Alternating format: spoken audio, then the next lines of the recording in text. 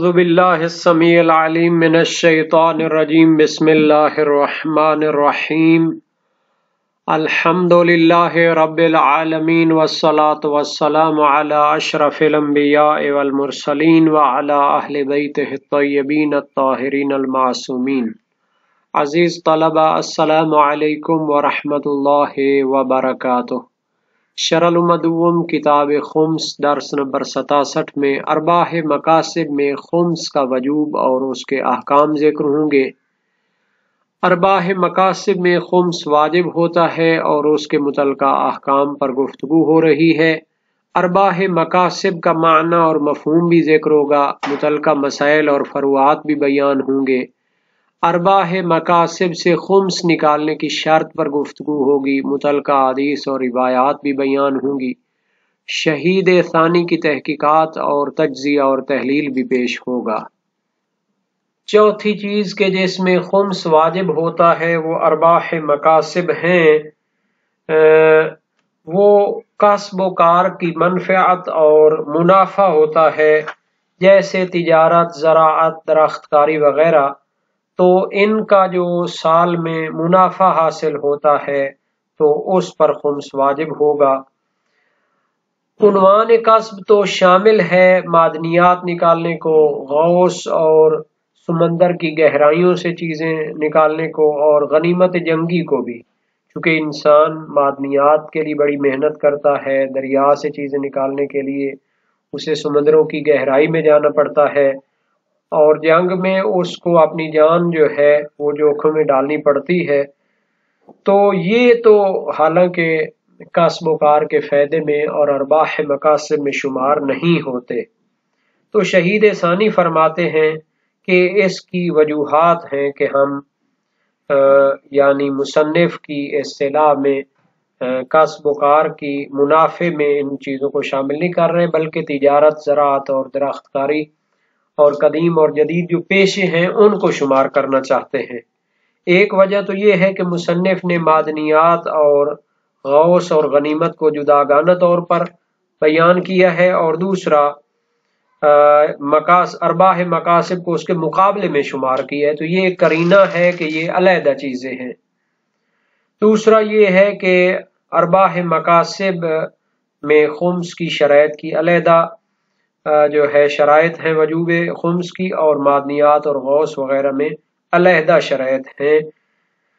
ارباح مقاصد کے خمس کی شرط نہیں ہے کہ وہ نصاب معین تک پہنچے، جبکہ معدنیات اور غوث وغیرہ میں نصاب کی بھی شرط ہوتی ہے۔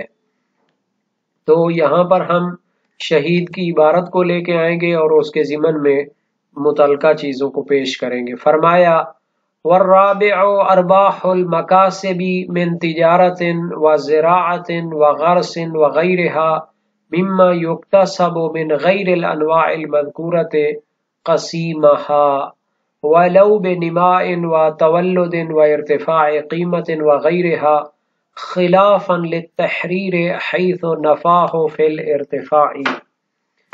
چوتھی وہ چیز کہ جس میں خمس واجب ہوتا ہے وہ ارباح مقاصد ہیں، یعنی کسب و کار اور کمائی اور تجارت کا جو منافع ہوتا ہے اس کو ارباح مقاصد کہتے ہیں۔ من تجارت مثلا تجارت کی جائے، زراعت کی جائے، غرس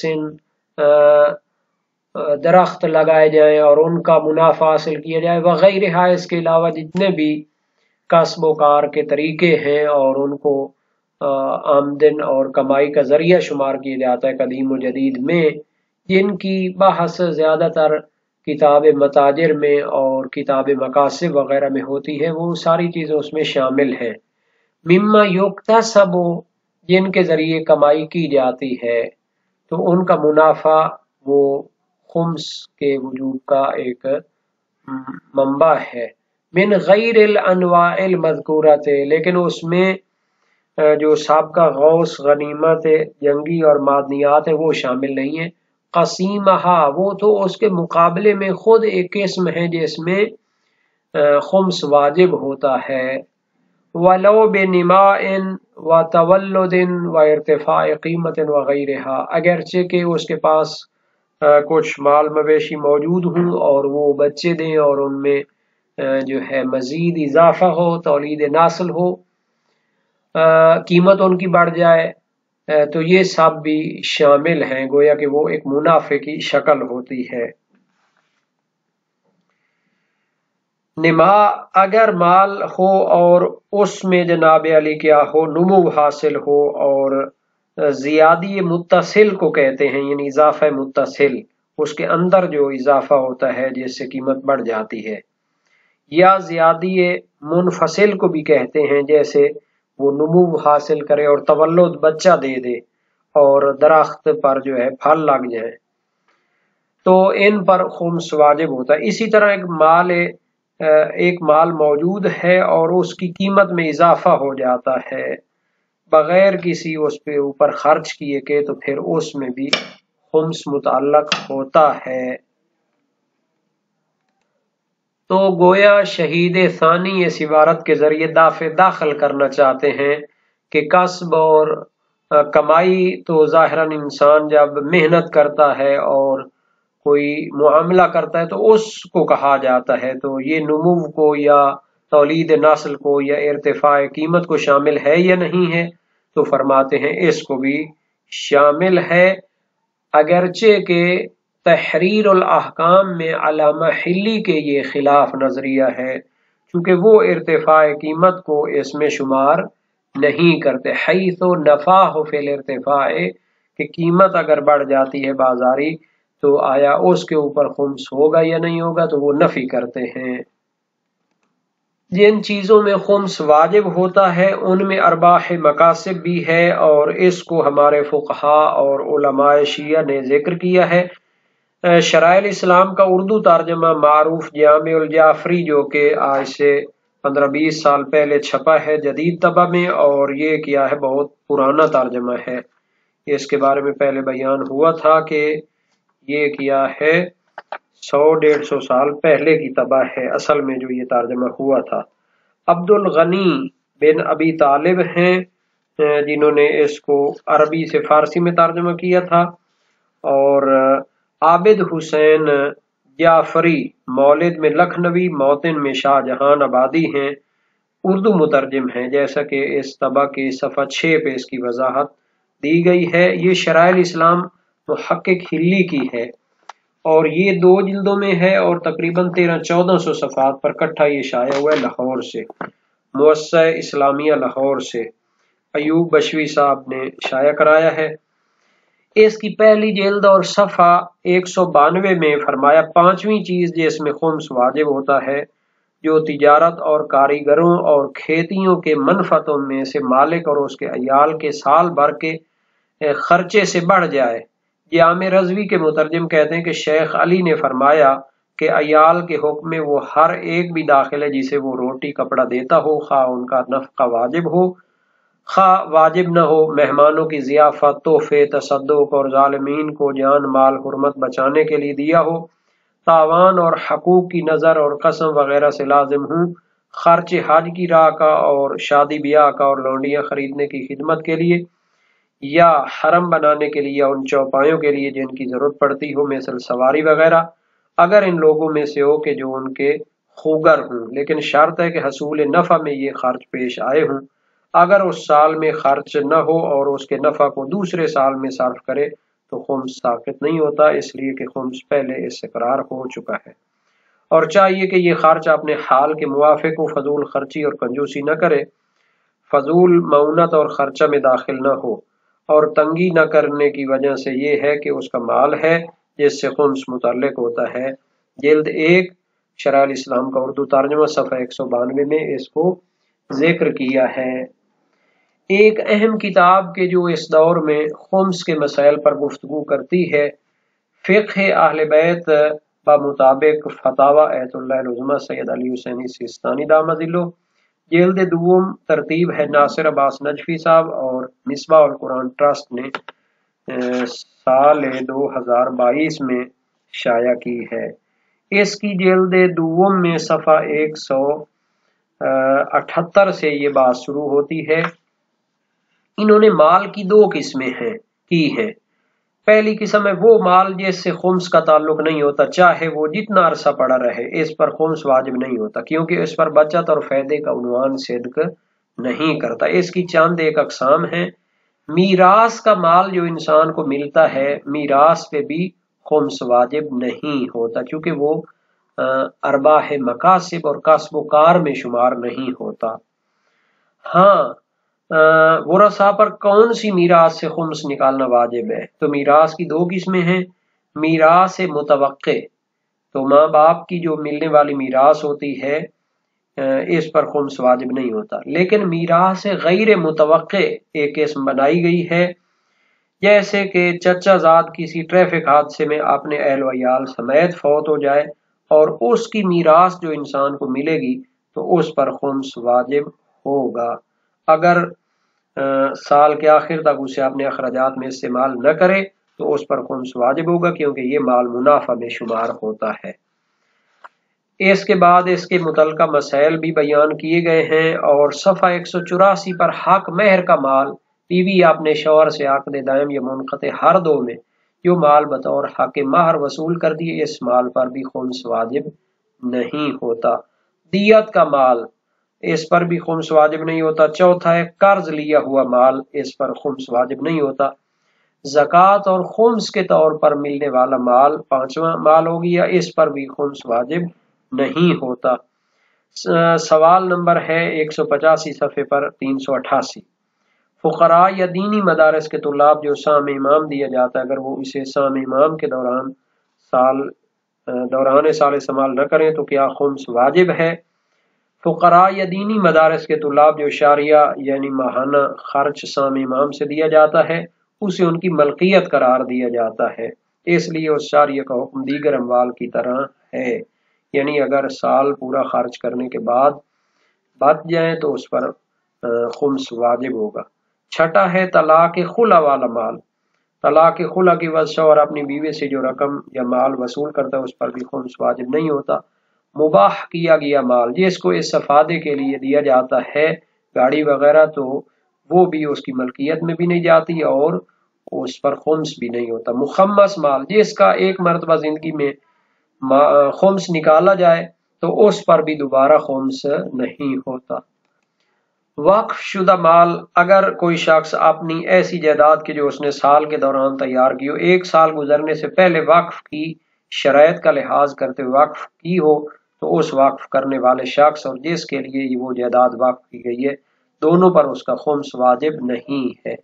صفحہ 187 میں دوسری قسم اموال کی بیان کرتے ہیں کہ جس کے ساتھ مال کا تعلق خمس کا تعلق ہوتا ہے، تو یہ جو ہے نا انسان کی آمدنی شمار ہوتے ہیں، سال بھر کے اخراجات میں خرچ نہ ہونے پر اس کی بچت کہلائے، اس وقت اس کا خمس ادا کرنا واجب ہے، جیسے تجارت، کھیتی باڑی، ملازمت، صنعت، ہنرمندی وغیرہ سے کمایا ہوا مال، یا تحفہ اور ہدیہ شدہ مال، پنشن یا خمس و زکوٰۃ کے علاوہ صدقات و عطیات سے حاصل کیا گیا مال۔ اس کی تفصیل آنے والے مسائل میں دی گئی ہے۔ صفحہ 187 سے لے کر یہ مسائل صفحہ 322 تک جاری ہیں، اور مسئلہ نمبر 391 سے لے کر 693 تک ان مسائل کو تفصیل کے ساتھ بیان کیا گیا ہے۔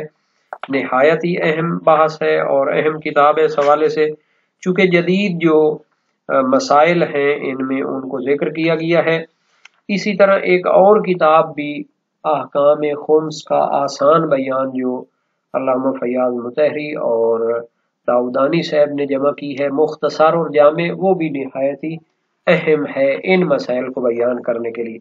اچھا، ان چیزوں کا ہم نے ذکر اس وجہ سے کیا ہے کہ جیسا پہلے بھی ہم ایک دو جگہوں پر متوجہ کیا تھا کہ جو اہم باتیں ہیں بعض اوقات ان کی تفصیل شرح الامہ یا ان کتابوں میں نہیں آئی، تو اس وجہ سے جدید منابع بھی ہم یہاں پر بیان کر دیتے ہیں۔